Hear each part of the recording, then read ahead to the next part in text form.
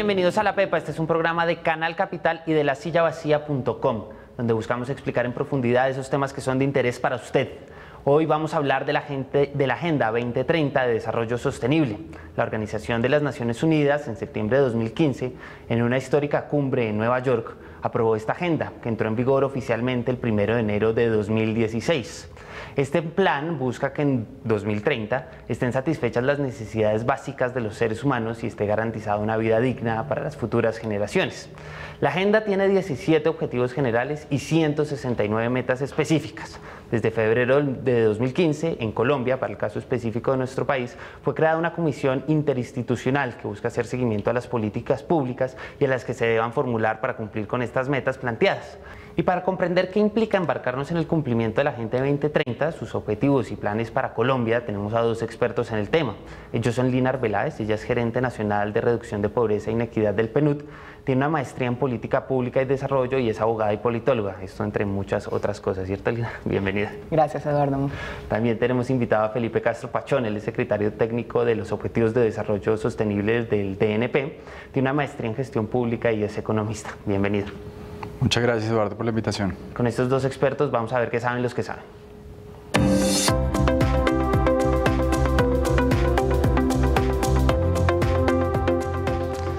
Lina, antes de entrar a entender los problemas y los dilemas y todo lo que implica la Agenda 2030, vale la pena entender qué es la Agenda 2030, qué es la Agenda 2030. Bueno, Eduardo, como lo decías en un principio, son 17 metas globales en donde los líderes de los diferentes países del mundo, el sector privado, el sector académico y la sociedad civil se juntan para decir, mire, tenemos que buscar una nueva manera de mirar el desarrollo del mundo.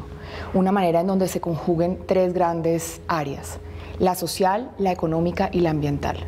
La razón para eso, y citando al exsecretario general del Sistema de Naciones Unidas, Ban Ki-moon, decía, es la nueva forma de generar un ecosistema para vivir, porque no hay plan B, y la razón por la cual no hay plan B es que no hay planeta B. Necesitamos tener economías robustas, claro, productivas, competitivas y que crezcan, pero que incluyan a los más dejados atrás, como se dice, o los farthest left behind, como en algún momento se dice en los ODS. Asimismo, se necesita que sea ambientalmente responsable porque estamos desgastando al planeta y consumiendo sus recursos naturales de manera desaforada. Entonces, es una agenda que mezcla estas tres grandes líneas y que es concertada, como lo dije, con diferentes grupos de la sociedad civil. Esto es una de las primeras diferencias con los ODMs, que era la agenda que venía y que se debía cumplir a 2015. Entendemos que siguen habiendo desafíos muy grandes para el planeta. En Colombia en particular tenemos unas brechas económicas y sociales demasiado grandes que necesitamos empezar a trabajarlas para cumplir esa agenda de no dejar a nadie atrás. Entonces es una agenda global, una agenda cumplible, son, como tú lo decías, 17 objetivos con 169 metas y en Colombia el DNP de manera muy juiciosa, de manera participativa, ha venido generándole indicadores a esas metas. Entonces es una agenda que podemos cumplir y que necesita de la alianza de todos, de la participación de todos los sectores. Felipe, Lina ya mencionaba los objetivos de desarrollo del milenio. ¿Cuál es la diferencia con esta nueva agenda? Eso es un elemento muy importante y que sienta como una diferencia con esta nueva agenda. Los objetivos de desarrollo del milenio era una agenda relativamente impuesta del norte hacia el sur, es decir, los países desarrollados encontraron una receta a partir de la cual mejorar la calidad de vida en los países pobres y en desarrollo y focalizaron esfuerzos para alcanzarla. Eso básicamente fue reducir la pobreza, garantizar acceso a educación, a salud, disminuir embarazo adolescente. Entonces, la mayoría de metas estaban muy relacionadas con temas sociales. ¿Y dónde están las carencias sociales? En los países pobres y en los países en desarrollo. La diferencia grande con esta agenda es que ya es una agenda no de norte hacia el sur, sino una agenda global. Eso quiere decir que los países desarrollados también tienen responsabilidades y esas responsabilidades se generan porque se incluyen dos nuevos componentes, como decía Lina, el componente económico y el componente ambiental. Entonces, los países ricos son prósperos, pero esa prosperidad debe ahora respetar el medio ambiente, cumplir con unas metas de emisiones, cumplir con unos requisitos específicos y no se puede crecer de manera desordenada. Entonces imponen nuevos retos tanto para los países desarrollados como para los países en desarrollo. A nosotros nos abre una ventana de oportunidad muy grande. ¿Por qué? Porque básicamente no es una receta impuesta, sino que lo tenemos que aterrizar a nuestras realidades, tenemos que ver cuáles son nuestras carencias en el ámbito social, pero también nos abre la puerta para que esto no sea una agenda de gobierno.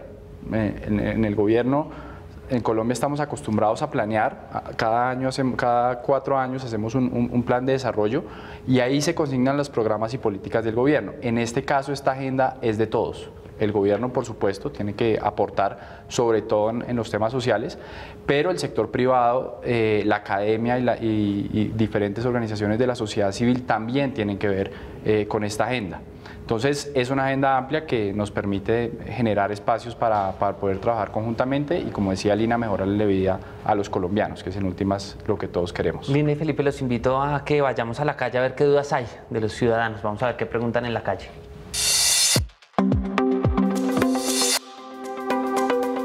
Yo quisiera saber qué papel juega Colombia en la Agenda 2030. Lina, ya lo dijeron ustedes en la introducción, Colombia ha jugado un papel importante dentro de esto, es una agenda que supera, digamos, los planes particulares de ciertos presidentes o mandatarios locales. Y como usted bien lo decía, Felipe, esto ha sido una agenda que se ha construido no de norte a sur, sino de una cosa más global. ¿Cuál ha sido el papel de Colombia en esta agenda, en la construcción y en la aplicación? Aquí creo que como parte del sistema de Naciones Unidas siempre hemos sido garantes y hemos resaltado el rol de Colombia en la construcción. Desde la discusión de Río+20 fue el gobierno colombiano y aquí Felipe y como representante del gobierno hay que reconocerlo, han jugado un papel preponderante donde fueron los que iniciaron el debate y la discusión de cómo incluir una nueva agenda y cómo diseñar una nueva agenda integral que pudiera llegar a una sostenibilidad económica, social y ambiental viable. Además, Colombia ha sido una pionera y lo estamos tomando como referente para exportar hacia otras partes del mundo en cooperación sur-sur por la creación de la Comisión Intersectorial. No solo eso, Colombia antes de que la agenda entrara en vigor, en el Plan Nacional de Desarrollo había incorporado más de la mitad de las metas o de los indicadores que de los 169 metas específicas que hay, tenía más de, ¿cuántos, Felipe? 92. 92 de las metas ya incorporadas en el plan de desarrollo.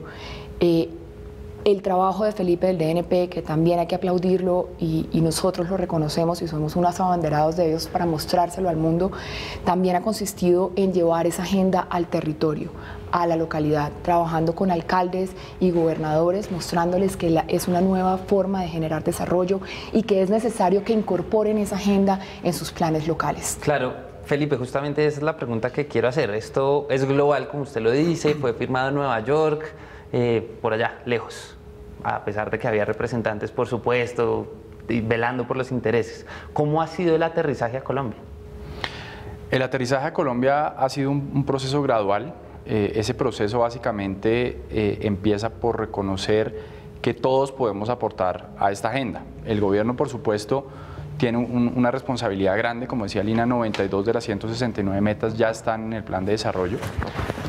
El foco de esas metas están en los componentes sociales, en toda la lucha de reducción de la pobreza, garantizar acceso a salud y educación, garantizarle también a los colombianos un trabajo digno y también el acceso a los servicios básicos. Ese componente social también requiere de acciones, por ejemplo, del sector privado. El componente económico, en últimas, es el sector productivo el que genera esas oportunidades, es el sector productivo el que fija los salarios. Entonces, hay un tema crítico en Colombia y es que las mujeres ganan 20% menos que los hombres para trabajos muy similares. Si el sector privado fuera mucho más consciente de esa problemática y lograra cerrar esa brecha y que a una mujer y a un hombre se le pagara lo mismo por el mismo trabajo que desarrolla, lograríamos reducir la pobreza en 2.7 puntos porcentuales. Esos son casi 800, 900 mil personas que saldrían de la pobreza. Entonces, es solo un ejemplo de cómo siendo una política social responsabilidad del gobierno, el sector privado, pagando salarios justos, puede contribuir. Asimismo, en el tema de medio ambiente, uno de los temas críticos que nos ha afectado en materia de medio ambiente ha sido el conflicto armado en Colombia. Anualmente, nosotros estimamos que 2.7 billones de pesos le cuesta al país en términos ambientales el conflicto. Eso se da por deforestación, se da también por el tema, exacto, deforestación por el hecho de tener cultivos ilícitos que acaban con los bosques, se da también por el hecho de ataque a infraestructura petrolera y se da también por todo el tema de uso de mercurio para la explotación de minas ilegales y los efectos que eso tiene en la salud. Entonces, una contribución nuevamente de la sociedad, del gobierno, a esta agenda es el acuerdo de paz en el cual estamos trabajando y estamos implementando y con el cual esperamos reducir esos costos y esos costos pues mejorar las tasas o reducir las tasas de deforestación más o menos a la tercera parte y el consumo de mercurio para la minería legal a la mitad. Entonces son cosas que todos podemos hacer y en ese sentido es muy importante que cada uno desde donde está, vea cómo puede contribuir a esta agenda, porque la lista, como usted decía, es bastante larga y estoy seguro que todos podemos aportar. Lina, ¿a qué se le está dando más prioridad en Colombia? ¿Es a la pobreza? O... No, yo precisamente, y ese es uno de los puntos más relevantes de la Agenda 2030, la Agenda 2030 es integral. Están interconectados los 17 objetivos. El objetivo 1, como lo dices, Eduardo, es la reducción de la pobreza, pero por ejemplo el 10 es la reducción de la inequidad y la desigualdad. Colombia es el cuarto país más desigual de América Latina, en donde las brechas, como lo decía desde un principio, tanto territoriales como poblacionales, son dramáticas. Si usted se va a hacer análisis de la pobreza rural, pues la pobreza rural es casi 4 veces mayor a la pobreza urbana en el país. Si nos vamos a los índices de pobreza por poblaciones, nos encontramos, como decía ahorita Felipe, a las mujeres. Pero también nos encontramos a los jóvenes. En este momento nosotros tenemos que de cada uno de cada 5 jóvenes no estudia ni trabaja. Es una población que triplica en informalidad y en desempleo a los adultos. Entonces tenemos fenómenos tanto de brechas poblacionales como territoriales que tenemos que combatir, pero que involucran otros ODS. Entonces está el 5, que es el de equidad de género, como lo decía Felipe, el 8 de trabajo decente, el 11 de ciudades sostenibles. Entonces es integral, es una agenda integral que está interrelacionada cada objetivo, el 1 con el otro, el 2 es el de hambre cero. Entonces uno reduce pobreza si también reduce o alcanza las necesidades básicas insatisfechas que pasan por pues, tener el consumo mínimo necesario de calorías al día. Entonces esta también es una diferencia muy importante de la agenda, es un punto clave y es que los 17 objetivos están interconectados, interrelacionados y necesitamos trabajar de manera integral en ellos. Felipe, usted ya tocaba un tema que me parece supremamente importante, es el del sector privado, pero quisiera que profundizáramos en él. ¿Hay suficientes incentivos para ese sector para que se involucre dentro de esta agenda o debería ser un poco más motivante para ese sector que sin duda es transformador y determinante, como usted ya lo describía en un principio? Sí, el rol del sector privado es fundamental. Nosotros hicimos un análisis y de las 169 metas que están definidas en esta agenda, el rol o la participación del sector privado es clave para 88, es decir, más de la mitad de la agenda no se lograría si el sector privado no se involucra. Un ejemplo es el de los salarios, otro ejemplo es la manera en cómo el sector privado ve la sostenibilidad. Veníamos de un enfoque más filantrópico, en el que todo el tema de acciones sociales era más un aporte a la sociedad. Evolucionamos al tema de responsabilidad social empresarial y ahora lo que queremos con esta agenda es que el sector privado entienda que también la agenda puede ser una oportunidad de negocio, es decir, puede generar riqueza, prosperidad, utilidades, pero no lo puede hacer de cualquier manera. Como decía anteriormente, tiene que respetar el medio ambiente, respetar el uso racional de los recursos naturales y además debe hacerse de una manera equitativa y que no concentre, digamos, los efectos en unos pocos. Un ejemplo muy particular de elementos que abre esta nueva agenda, por ejemplo, todo el tema de sostenibilidad y todo el tema de tener productos cada vez más sostenibles, productos en los que el consumidor valora la manera en cómo se cultiva los productos. Uno va a restaurantes y se encuentra que ya eliminaron los pitillos, por ejemplo, es un elemento en el que el pitillo a uno como consumidor le hace falta, pero uno es consciente del daño que genera y puede, digamos, no generar un cambio de consumo en ese sentido. Pero un invento alrededor de pitillos biodegradables o pitillos sostenibles, pues digamos, puede ser oportunidades de negocio. Y la agenda está llena de esas oportunidades. Otro ejemplo, el tema de energías renovables. Colombia es un país que tiene una matriz energética relativamente balanceada, 70% de la energía usa fuentes renovables porque la mayoría son hidroeléctricas, pero en la época del fenómeno del Niño, cuando llega la sequía, esa matriz se estresa y estamos produciendo la energía que necesitamos con carbón, que es uno de los temas más contaminantes.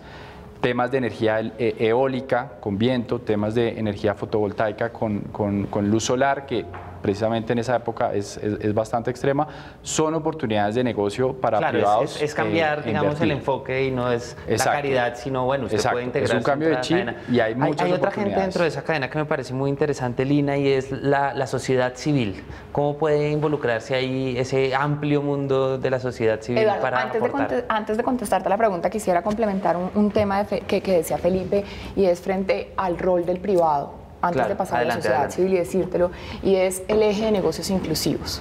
Nosotros le hemos venido apostando, Naciones Unidas tiene toda una plataforma que son la plataforma de Business Call to Action, negocios llamados a la acción, y es el saber cómo empezar a incluir a esas poblaciones base de la pirámide que tienen negocios y que tienen cultivos agropecuarios que pueden ser proveedores de las grandes superficies o de los grandes multinacionales. Uno, abaratando los costos porque rompen esa cadena de proveedores que es infinita a veces en nuestros países. Entonces estamos abogando por el tema de negocios inclusivos, en donde los grandes compren a pequeños y apoyen a que salgan de los niveles de pobreza o de subsistencia mínima para que puedan llegar hasta niveles de acumulación y ahorro. Eso lo complementa a decir que sí hay oportunidades de negocio y que estamos viendo que la agenda es una nueva manera, como lo decía desde el principio, de ver el mundo. La sociedad civil. Ahora, sociedad civil. El núcleo de la agenda es no dejar a nadie atrás. Mal haríamos nosotros, tanto el gobierno como la cooperación internacional o la comunidad internacional, en construir agendas de desarrollo sin quienes están involucrados en las necesidades de desarrollo. Claro.